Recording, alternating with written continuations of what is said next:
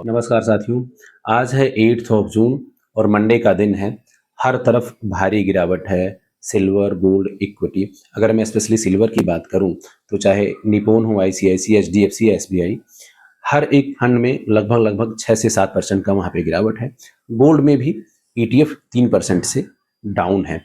ऐसी सिचुएशन में एक आम इन्वेस्टर का क्या स्ट्रेटजी होना चाहिए जिससे लॉन्ग टर्म में पोर्टफोलियो में ग्रोथ हो और एक सस्टेनेबल रिटर्न हो, उसके बारे में पॉइंट टू पॉइंट बात करेंगे।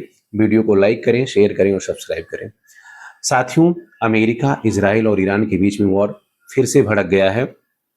ईरान और इजराइल एक दूसरे के ऊपर मिसाइल से हमला कर रहे हैं। ईरान का जहां जो डिमांड है कि अमेरिका जो ईरान का मिलियंस ऑफ डॉलर अलग अलग बैंकों में फ्रीज है उसको वो रीओपन करे, उसको फंड की रिक्वायरमेंट है। और यूएस चाहता है कि उसके साथ टेबल पे बैठ के बात करे, लेकिन और यहाँ पे पीस डील हो। लेकिन अमेरिका के कथनी और करने में बहुत फर्क है। अमेरिका जहां इस वॉर को कंटिन्यू करना चाहता है उसके पीछे का जो सबसे बड़ा कारण है महंगे ऑयल को बेचना। अमेरिका के पास बहुत बड़ा क्रूड ऑयल का भंडार है और जैसे वॉर शुरू होता है प्राइस एस्केलेट होते हैं और वहां पे अमेरिका को बिलियंस ऑफ डॉलर का फायदा होता है क्योंकि महंगा ऑयल वो दुनिया को एक्सपोर्ट करता है। साथियों, अब अगर यहाँ पे इसी तरह से और कंटिन्यू रहा तो इंडियन इकोनॉमी प्रेशर पे रहेगा क्योंकि क्रूड ऑयल के दाम आसमान छूने लगे हैं। फिर से अगर आप ब्रेंट की बात करोगे तो वो $97 के ऊपर पहुंच गया है और आप WTI की बात करोगे तो $94 के ऊपर ट्रेड हो रहा है। डॉलर इंडेक्स मजबूत होकर के अराउंड 100 के आसपास है। तो ये जो सारे फैक्टर्स हैं जो इकोनॉमी पे, सिल्वर पे, गोल्ड पे लगातार प्रेशर डालते हैं, उनमें लगातार इजाफा होता जा रहा है। अब ऐसे सिचुएशन में एक आम निवेशक का क्या स्ट्रेटजी होना चाहिए उसके बारे में पॉइंट टू पॉइंट बात करते हैं। नंबर 1, सिल्वर में अभी प्रेशर देखा जा रहा है और गोल्ड में भी प्रेशर है क्योंकि जो इनका 200 एवरेज मूविंग है उसके कारण इसमें जबरदस्त तरीके के बिकवाली के इंडिकेटर्स हैं। लेकिन फिर भी ऐसे सिचुएशन में अगर आप देखोगे तो गोल्ड चाइना पिछले 19वें महीने में भी लगातार इंक्रीजिंग ऑर्डर में खरीद रहा है। मार्च से ज्यादा उसने अप्रैल में खरीदा और अप्रैल से ज्यादा उसने मई में खरीदा है। तो चाइना को ये पता है कि आने वाले टाइम में ये प्रीसियस मेटल है और ये उसके करेंसी इकोनॉमी को सपोर्ट करेगा, तो गोल्ड की बाइंग वो लगातार कंटिन्यू जारी कर रखा है। और सेम सिचुएशन उसने सिल्वर के साथ भी वो फॉलो कर रहा है।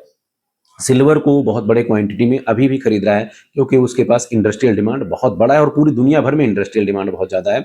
और हर कोई जिस तरह से वॉर बढ़ रहा है, इंडिया भी ये चाहेगा कि अपना रिन्यूएबल एनर्जी, ग्रीन एनर्जी को ज्यादा से ज्यादा बढ़ाए, जिससे उसका एनर्जी का जो इंपोर्ट है उस पर उसका जो इंपोर्ट बिल लगातार बढ़ रहा है उस पर कम हो और डॉलर पे डिपेंडेंसी कम हो, जिससे इंडिया को भी सिल्वर की रिक्वायरमेंट पड़ेगी। और जितने सारे डेवलपिंग इकोनॉमी है, क्योंकि स्टेट ऑफ हॉर्मोन्स ब्लॉक है, तो चाहे जापान हो, चाइना हो, इंडिया हो या एशिया के जितने सारे कंट्रीज हैं जो डॉलर को, जो ऑयल को हैवी मात्रा में इंपोर्ट करते हैं और डॉलर में पेमेंट करते हैं, वो ज्यादा से ज्यादा अपने एनर्जी की डिपेंडेंसी को कम करना चाहेंगे और solar panel, green energy, renewable energy की तरफ मूव करना चाहेंगे, जिससे सिल्वर का डिमांड आने वाले टाइम में हैवी रहेगा। अब आप ऐसे सिचुएशन में यहाँ पे चंक्स में बाय कर सकते हो क्योंकि प्राइस बहुत ही डाउन साइड है और ये प्रिडिक्शन है कि जुलाई से लेकर के अगस्त के बीच में सिल्वर फिर से 78 से लेकर के $80 तक चला जाएगा। और अगर वो 78 का रेजिस्टेंस ब्रेक करता है तो $90 को भी अप्रोच करेगा और गोल्ड भी 4500 के रेंज में जा सकता है। लेकिन इन दोनों कमोडिटीज में आप उतना ही पैसा इन्वेस्ट करें जिनको लॉन्ग टर्म में आप सस्टेन कर लें, आपको पैनिक सेलिंग ना करना पड़े। अब बात करते हैं, अगर मैं इक्विटी की बात करूं तो इक्विटी में हैवी प्रेशर है और जिस तरह से इंडिया का ग्रोथ रेट है तो आने वाले टाइम में यहाँ पे उसमें भी तेजी देखने को मिलेगी। लेकिन शॉर्ट टर्म में अगर आप देखोगे तो सिल्वर, गोल्ड के साथ साथ इक्विटी में भी काफी हैवी प्रेशर है।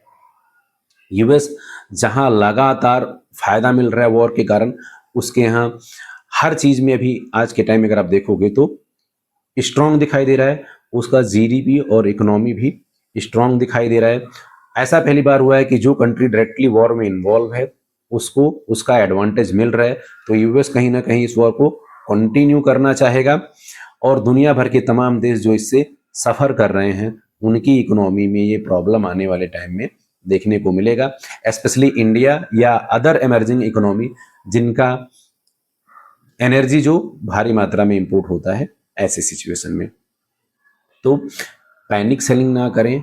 मार्केट, इक्विटी, गोल्ड, सिल्वर सब में क्रैश अभी है, लेकिन लॉन्ग टर्म में यहाँ पर आप ये सारे के सारे इनका फंडामेंटल स्ट्रांग है और पॉजिटिव ट्रेंड आपको देखने को मिलेगा। वो समय 15 दिन भी हो सकता है, 1 महीने भी हो सकता है, और अगर कोई पॉजिटिव न्यूज़ यहाँ निकल कर के आ जाता है कल या परसों में, तो वो भी दिन हो सकता है। साथियों, अभी के सेशन में इतना ही, मिलते हैं नेक्स्ट सेशन में। Thank you.